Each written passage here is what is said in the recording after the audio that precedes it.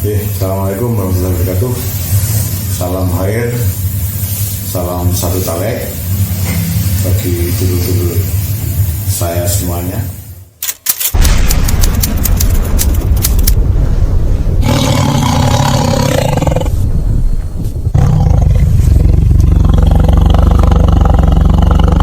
Halo sedulur pecinta pencaksilat, kembali dengan saya. Sebelumnya, Assalamualaikum warahmatullahi wabarakatuh. Salam dulur-dulur sepertalekan, salam dulur-dulur bagi pecinta pencaksilat. Oke, baik, di sini bersama channel Kirana Dulu. Di sini kita mau silaturahmi ke STI Panji Nusantara. Kebetulan di sini rumah pendiri organisasi STI Panji Nusantara itu. Oke, baik, langsung saja, nggak usah berlama-lama lagi, langsung ke rumahnya. Oke.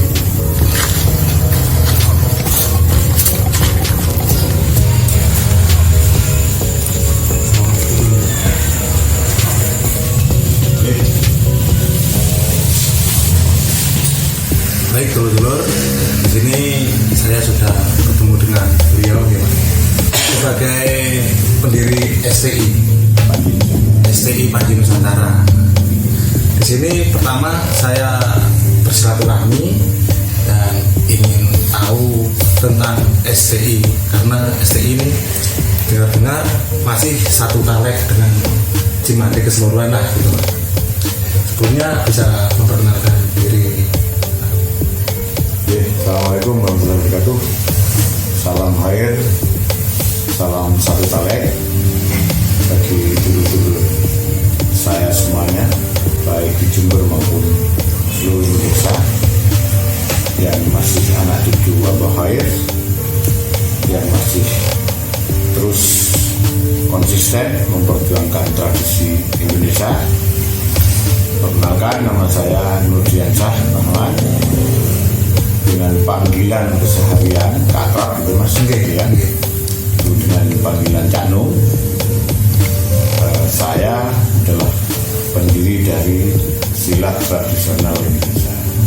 Hari ini juga saya ucapkan terima kasih Mas silaturahminya, karena ini jadi kebahagiaan tersendiri bagi saya ya.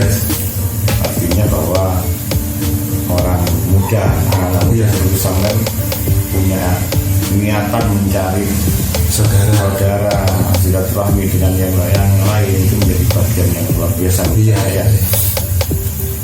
Saya pikir itu ya perkenalannya ya. Iya. Nah, di sini saya mau tanya tentang STI Panji Nusantara ya. Sebelumnya kayak Pak Nunung selama belajar di Naungan Cimande itu sudah berapa lama? Ya sebenarnya saya belajar kalau mau dimulai sejarah ya.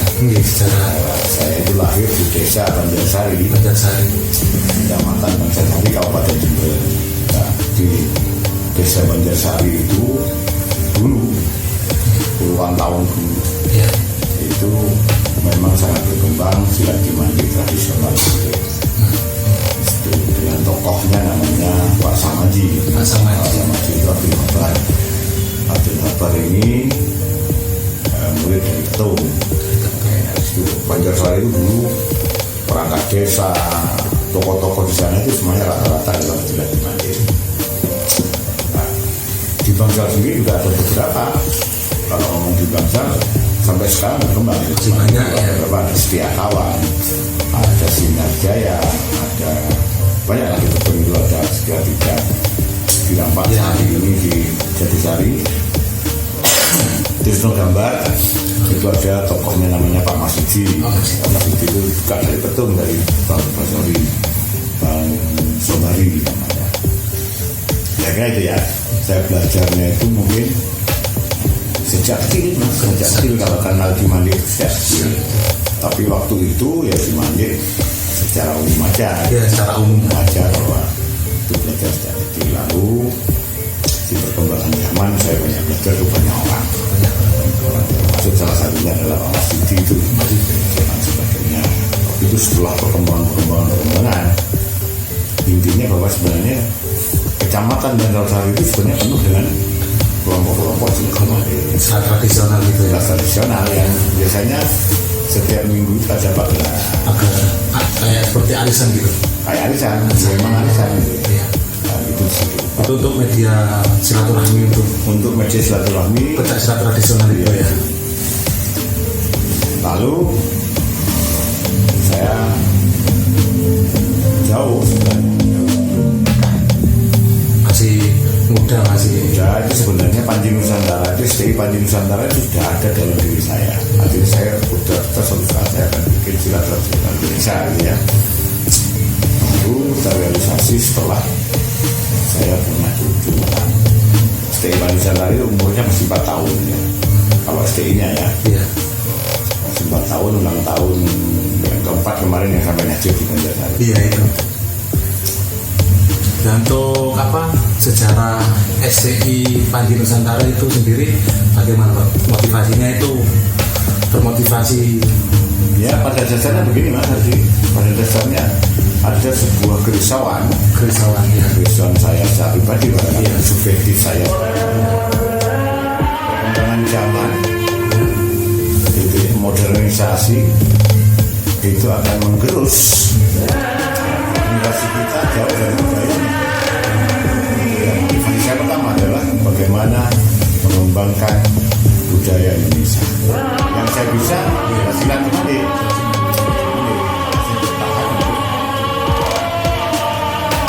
Lalu usaha itu muncul lagi semakin hari generasi muda kita semakin jauh dari budayanya, semakin tercerabut dari akar budayanya, sehingga kita bisa membayangkan 5-10 tahun atau 20 tahun seperti apa. Semangat yang memotivasi saya akhirnya oke lah.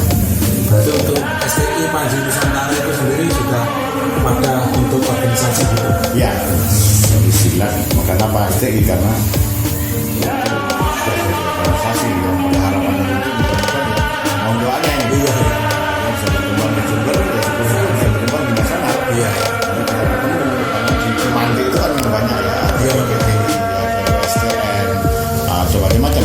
KDH itu Bang Lipo. Bang Lipo dan Iya. sebagainya, saudara kaum dan sebagainya. Kita Kalau bisa- di Jawa Barat itu malah banyak. Kita bisa bersilaturahmi dengan wadah. Tetapi intinya satu, bahwa di Mandi apapun nama perguruan, apapun nama organisasinya, prinsip dasarnya adalah talek. Talek. Karena memang talek itu menjadi syarat bagi kita untuk satu air. Sebenarnya disumpah gitu ya. Yalah, bahasa gampangnya harus ada ikrar, Ikrar ya itu. sumpah sehingga kita memang benar-benar ini menjadi insan di Mandi ya, yang targetnya adalah terbentuk kelak, berapa terbentuknya generasi yang tidak meninggalkan budayanya. Untuk di STI sendiri ini tahun pembentukannya atau mulai tahun kelahirannya itu mulai sejak Ya kalau mau lahir secara organisasi 4 tahun ya, 4 tahun 4 tahun yang lalu berarti dari sekarang 2000 berapa sekarang? 2001 Berarti yang mundur 2017 lah.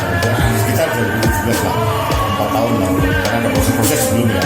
Ini sudah terbentuknya organisasi Untuk organisasinya baru 4 tahun. ada strukturnya gitu. Ya, strukturnya itu baru 4 tahun. Sebelumnya sudah ada proses. Sudah ada. Oh ya. Kalau mau ditarik lagi sebelumnya, ya sudah saya kecil saya sudah Sudah punya bahkan pertama kali mungkin tahun 2014 14. itu saya sebelum saya punya siswa, sebelum saya punya organisasi, jadi saya punya murid satu namanya Hoiri yang dari Arab, mahasiswa Stein waktu itu.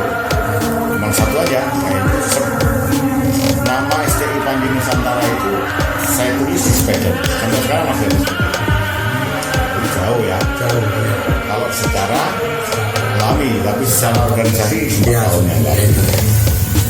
Untuk di STI Panji Nusantara itu apakah ada tingkat-tingkat sapu atau ada istilahnya warga menjadi pelatih di Panji Nusantara itu?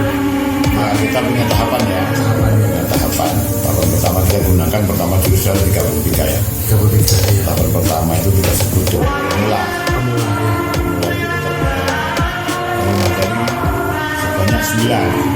Pertama adalah tonjok 2, tonjok 1, oleh solo, simpa, tangkapan, tewat, beket.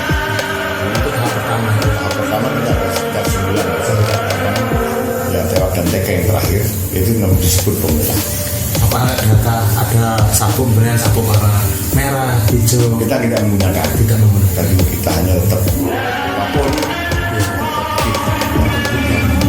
Dan pemula kita punya namanya pemula, lalu media, merdeka muda, nanti kalau sudah yang kita nobatkan kemarin itu ya itu boleh pengukuhan gitu. pengukuhannya pendekat, dan kita mengeluarkan sertifikat Pendekat muda bisa dikatakan gitu. sudah pendekat muda versi kita ya, pendekat versi kita. STI Kalau sapu kita nggak. Semuanya masih putih. Cuman kita punya simbol. Misalnya sudah pendekat, ini ada 171. Oh iya, ada simbolnya di bed biasanya. Nah, itu ada tulisan 171. Untuk pengembangan di STI Panji Nusantara ini sudah meluas di Kabupaten Jember. Ya kalau dibilang luas enggak juga ya, karena kita masih baru dan kita masih kecil lah. Iya. Tapi yang jelas aktif itu sekarang ada beberapa kecamatan. Salah satunya adalah Laksal sendiri, bagiannya di atas sana. Terus Sajung, bagiannya di Wiowoso. Sumbersari, Jalan Jawa dan Sumatera. Lalu Pakusari, bagiannya di Patemon. Lalu Arjasa, Patra. Kira-kira hari ini 6 sampai 7 lah ya. 7 cabang di wilayah Jember sendiri. Dan alhamdulillah satu siswa saya yang sudah keluar sekarang sudah mendirikan di Demak. Di Demak. Demak, Jawa Tengah. Kami baru mengajari adik-adiknya aja, tidak mengajari orang luar, mengajari adik-adiknya aja. Tapi itu sudah mulai menjadi pengembangan. Maaf dulu, masih akan kita hormati untuk adanya sebelumnya. Oke, baik dulur-dulur, tadi ada adzan kita hormati sebagai orang muslim. Sekarang dilanjutkan lagi untuk ngobrol-ngobrol santai kepada pendiri STI ini. Kita lanjut nih Pak. Iya, siap nanti. Untuk toko-toko STI itu, STI Panji Nusantara itu sudah ada berapa toko-toko untuk penyebaran menyebar? Bisa bilang kalau toko-toko ya belum ada ya, yang kita mau murni saya mendirikan ya. Tapi ya tadi masing-masing kecamatan yang sudah ada STI Nusantara itu sudah ada ketua-ketua. Berarti ketua ranting, ketua Ya bisa lah dikatakan ketua ranting dan sebagainya. Sama lah dengan yang lain-lain. Jadi masing-masing kecamatan sudah ada ketuanya. Dan situ juga ada yang mengontrol pelatih-pelatihnya dan sebagainya. Pesan-pesan untuk pemuda yang mengikuti latihan tradisional ini apa Pak? Untuk pesan-pesan dari Samian. Seperti yang saya bilang tadi lah Mas, bahwa kita ini bangsa ini jangan sampai kehilangan kebudayaan. Sudah tugas kita bersama untuk melestarikan budaya Indonesia itu yang pertama. Lalu bagaimana kita mensosialisasikan agar generasi muda itu cinta pada budaya Indonesia, terus saja kita lakukan. Ya Soekarno bilang lah ya, bangsa yang kuat adalah bangsa yang kuat. Dan kebetulan kita berada di posisi terus melestarikan silat tradisional ini yang basisnya adalah posisi masjid. Ini bagian kami memelihara atau kecintaan kami kepada budaya Indonesia. Harapannya adalah generasi muda ke depan ya, generasi yang benar-benar mencintai budaya Indonesia, yang tahu akan jati dirinya, yang mampu menjadi bangsa yang punya identitas. Harapan yang lain ya kita mudah-mudahan cuma itu kan banyak ya. Contohnya misalnya di Bangsal ini juga banyak perguruan ini basisnya cuma makanya berbeda ya. Mudah-mudahan ini menjadi sebuah alat syiar untuk melakukan upaya-upaya pelestarian budaya Indonesia. Lebih lanjut lagi, mudah-mudahan harapan saya adalah generasi muda nanti benar-benar mencintai budaya Indonesia. Tidak hanya di Mandik, mungkin banyak yang lain dan sebagainya. Dan saling silaturahmi gitu ya. Saling silaturahmi, Kerukunan kerukunan dan sebagainya. Itu yang paling penting. itu ya. Karena di Mandik itu yang lebih diutamakan akhlak ya. Jadi memang ada progresi kalau di perkembangan sekarang. Ada yang saya lebih konsen pada yang tradisional ya. Mungkin ada teman-teman yang lain yang diskusi juga tidak masalah. Saya sendiri juga terlibat di paguyuban di Mandik di daerah Jember Selatan, lalu Buger, Emas, dan sebagainya. Itu biasanya kami berkumpul setiap malam minggu. Memang kalau nanti pas nanti kalau misalnya sudah pandemi sudah ada, nanti kita undang, nanti datang di situ bisa mewawancarai tokoh-tokoh tersebut di situ dan mudah-mudahan cepat berakhir untuk pandemi ini ya. Allah ya. Yang penting kita sehat olahraga, ya yakin siapa Allah itu pasti memberikan keselamatan bagi kita semua ya. Untuk yang diutamakan di STI itu, STI Panji Nusantara itu tujuannya untuk apa? Prestasi apa tradisional gitu? Seperti yang saya bilang tadi ya, kita bertahan di Tradisional ya. Kita bertahan ya. Iya. Di STI Panji Nusantara memang mengambil sisi kesenian tradisionalnya. Pengembangan di Mandik STI Panji Nusantara itu tidak pada prestasi tapi pada kebudayaannya. Untuk nanti bisa digerakkan apa kayak 17-an gitu sekitar. Ya, kayak istilahnya banyak ya, dari pakai 33, ada 17-an, dari versi Tapi ininya sama. versi 17-an juga banyak ya, namanya yang lain-lain, tapi hakikatnya sama. Hakikatnya sama, artinya bahwa tidak akan mungkin pelit dirubah menjadi yang lain. Iya. Seluruh dirubah menjadi yang lain, misalnya ada tangkapan, ada tewak, ada teke, ada kebun, misalnya ada koer dan sebagainya. Saya pikir sama ya. Dan mungkin dari posisi-posisi perbedaan gimana tidak akan ada perbedaan karena mungkin ada style aja yang berbeda, kayaknya aja yang berbeda. Yang paling tepat mungkin ya menceritakan tentang proses-proses bagaimana belajar di Mandik dari tanah dan sebagainya. Kita emang kalau di STI Panji Nusantara duduk itu harus selesai. Paling tidak berdiri sebelum 33 jurus itu dikuasai. Setelah itu berdiri, lalu kita belajar tentang pemahaman. Kalau bagi STI Panji Nusantara 17-an itu sebenarnya adalah isian di masing-masing jurus. Ya ada 17. Kalau dijumlahkan dikali 33 ada sekitar 368 gerakan kreasi 17-an. Tapi ada juga yang diringkas. Jadi dari sekian itu diringkas menjadi 17 saja. Dan itu juga tidak menyalahi dan itu juga sudah. Berarti ke 33 jurus itu sudah baku ya? Kami baku di situ. Tetapi kita bagi menjadi 4 lagi. Nanti untuk generasi selanjutnya yang belajar untuk berkreasi untuk gerakan misalnya apa kayak satu jurus satu kelit misalnya dikreasi untuk gerakan lain itu untuk dirinya sendiri itu apa kita lakukan? Ya kelit itu kan basic dasar ya. Basic dasar. Kelit itu banyak ya, macam lah ya kira-kira dasar. Di dalam kelit itu kan banyak isian. Iya. Contohnya misalnya kita ini ya. Itu dasar. Iya. Kaki ini kan tidak bisa mukul. Ini tidak bisa mukul. Atau ini kan bisa tangkis. Atau kita ini tidak bisa Mengeluarkan kuncian dan sebagainya.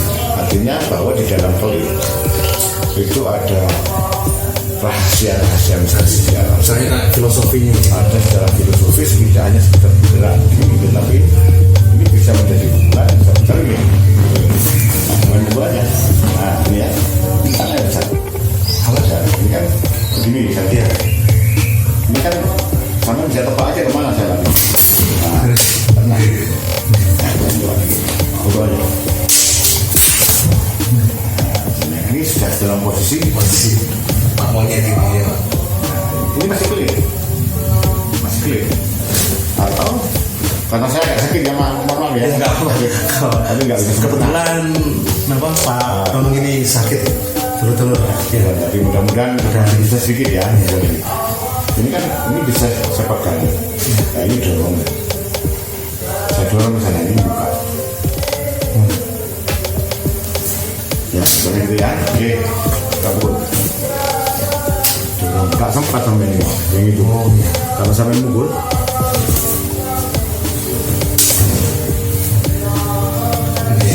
posisinya, karena ini pasti posisi kulit itu adalah posisi kreasi memutar. Tahu misalnya, ya, ini kan misalnya pukul aja. Saya tidak perlu kemana-mana, dia tidak perlu kemana-mana saya. Ya, set. Ya, ini nggak bisa pukul. Setelah ini biasanya bisa dikreasi juga. Ya, ini saya ambil kiri, ini bisa timpa. Nah, misalnya, atau ya, kalau mau saya kontangkan, ya, sebesar ini ya, lagi cepat aja. Ya, kalau saya bisa berdiri ini, sikut saya bisa masuk. Nah, contoh itu kreasi kali misalnya ya. Untuk pengembangan Ya. Oke. Lagi, boleh aja ya. Ini bisa saya buang. Kalau ini, ya ini kan ini lawan pada posisi ini namanya praktek ya. Iya praktek. Kalau di posisi realnya mungkin saya bisa bergerak cepat, tapi saya bisa lebih cepat juga. Nah, sampai tahan ya. Tahan. Jadi buangan, dibuang ya ini. Nah ini posisi ini sudah punya saya sebenarnya. Karena kalau sampai ini masuk, sudah ada sesuatu yang double covernya, ada ya. Masing-masing silat, masing-masing dimana juga punya cara tersendiri ya. Mungkin hampir sama. Pengembangannya itu hampir sama. Tinggal apa namanya masing-masing orang itu kan punya gaya dan style masing-masing. Di versi saya pasti ya. Dan itu sekali di jalan itu bagi STI Panji Nusantara ada 17 kunci ya. 17 kunci ya. Sama apa membuka kunci itu ya Pak? Ya kalau kita bisa kunci harus bisa buka. Iya. Kunci. Ya, kami jangan hanya bisa kunci. Tapi bagaimana kalian bisa kunci, tapi kalau saya dikunci harus bisa dibuka. Misalnya kita harus punya gembok harus ada punya kuncinya. Kalau sekarang ini pegang tangan saya, bukan keras aja, keras, kurang. Ini tenteram. Ya. Tangan saya dengan tangan sampean kalau bisa sampai. Iya. Usia sampean dengan usia saya Udah. sangat muda saya tua. Iya. Akhirnya secara tenaga pasti kalah saya. Logikanya ya keras. Ini kurang mantap. Ya. Padahal ini saya ginikan aja sampai sudah lepas. Masuk. Nah itu. Karena itu proses apa? Kan kamu. Jadi nggak perlu tenaga yang terlalu besar ya. Cukup ini saya putar aja. Sekali cuma bisa. Tapi memang ini hanya teori dalam konteks teori ya. Iya. Kalau pada yang sebenarnya ya ini kan bagian dari bagaimana kita mengaplikasikan. Ya memang harus sepadan. Tinggal mendorong misalnya saat dijelur ini atau saya angkat aja ke sana. Iya. Ya, atau saya dorong ke bawah. Iya. Nah itu semua pasti tahu. Hanya mungkin gayanya yang Iya. kayak gitu Mas. Ya, yang penting kita berlatih setiap hari. Ya, gimana ya? Silat itu bukan hafalan ya. Bukan hafalan. Silat itu foto sampai tadi ya Mas. Iya. Yang menjamin sampean ini Iya. rasanya. Rasa ya. Tesnya rasa. Dari silat itu sesuatu yang sampean sudah jadikan Jiwa ya. Yang sudah mendarah daging gitu ya. daging sehingga sampean bisa berkreasi dengan bentuk apapun dengan model-model misalnya kecil. Ya, kalau dibagi sebenarnya kan posisi itu ya. Iya. Dan posisi ini sebenarnya kan hanya dibagi 4 ini ruangnya. Ini senternya ya kan? Iya. Kanan luar, Iya. kanan dalam, Kanan dalam. kiri dalam, kiri luar. Di sini aja di senternya. Ini aja. Kalau saya misalnya memukul pelan, mukul pelan. Kalau saya dari dalam ini kanan dalam, sama ini kreatif ya. Iya. Ketika saya mau masuk itu, saya pakai kiri luar, Luar. Kiri. baru masuk lagi. Nah itu kan masih itu, ini semua. Dan sebagainya. Maka klik itu sebenarnya adalah filosofinya adalah bagaimana kita menangis tidak memegang lawan tetapi siap pada pukulan-pukulan. Artinya filosofinya adalah hidup itu orang gampang, karena orang gampang itu butuh strategi, butuh siasat, butuh kesiapan. Filosofi kliknya bagaimana kita mampu melepaskan diri dari berbagai kesulitan dalam kehidupan, bukan untuk tahu. Minta pesanan Mas Aldi Program Dimandi Muda. Alhamdulillah dari hari ini ternyata Dimandi itu tidak untuk pertarungan, tetapi untuk bertarung hidup. Bekal untuk kita hidup itu ya. Oh, ya aku bikin. Oh, ya aku tani. Terus kemarin aku gak untung. Justru aku butuh boleh corongnya supaya itu filosofinya itu. Nah, makanya berkelit itu sesuatu yang ketika kamu sulit, ketika kamu terkunci, kamu harus lepas dari kesulitan itu. Emang musuh terberat itu memang diri sendiri ya. Ya mas, ya musuh apalagi kalau orang lain tak wani ya melayu aja. Wani ya tidak bisa, tapi melawan dirinya sendiri itu tidak. Nafsunya, emosinya. Berarti benar yang dikatakan pendekar sejati itu orang yang bisa melawan dirinya sendiri. Ya, prinsip dasar kita membentuk karakter adalah Dimandi itu mengajarkan bagaimana manusia punya prinsip. Ya kalau bahasanya itu cai iman dan wajib, air iman yang selalu ada dan sebagainya. Sehingga mungkin target dasar Dimandi itu adalah terbentuknya manusia yang beriman dan berakhlak. Sehingga kalau sudah beriman dan berakhlak, tentu saja Mas Aldi mungkin baru kenal saya, tapi kita sudah sama-sama satu talak. Rasanya bagaimana yang muda daripada yang lebih tua itu bisa ditunjukkan. Nah itu sih Dimandi. Tidak boleh misalnya orang Dimandi sekali pun awal desa ini ketemu yang lebih sepuh, lebih senior, ya harus tetap promo ya Jawa tetap promo. Akhlak tadi itu ya Pak. Akhlak tadi dalam bahasa yang lain, bahasa Jawa ini ya tetap promo. Ada pasalnya lagi. Itu saja Pak yang kami tanyakan. Kita cukup sekian ya. Siap Mas Aldi, terima kasih atas kehadirannya dan salam untuk dulur-dulur Dimandi di Jember. Kira-kira Mas Aldi karena ini ada kaitannya dengan Pak Anang Karanganyar ya. Pak Anang itu sahabat saya nanti. Saya berharap Mas Aldi nanti bisa main dengan sepuh-sepuh Dimandi yang ada di Jember, utamanya Mas Asbula, ada juga Mas Adam di Tutul, dan juga ada beberapa teman-teman yang di Betul. Bahkan mungkin nanti di Kasian di Parjawan kan ada Mas R namanya di situ. Tumpeng sama itu karena kebetulan dia tidak bimbingan di situ ya. Sehingga mungkin saya juga berterima kasih kepada Mas Aldi. Ini bagian dari upaya sampean mengapresiasi kecintaan sampean terhadap budaya Indonesia melalui edukasi melalui YouTuber ini. Dari YouTube ini sampai nanti akan mengenalkan Dimandi di Jember di Pak Ibu oke. Oh di Pak Jember aku renang guluan itu soal Mas Aldi. Itu yang paling penting ya. Demikian saudara-saudara sekalian, satu talek satu air. Assalamualaikum warahmatullahi wabarakatuh.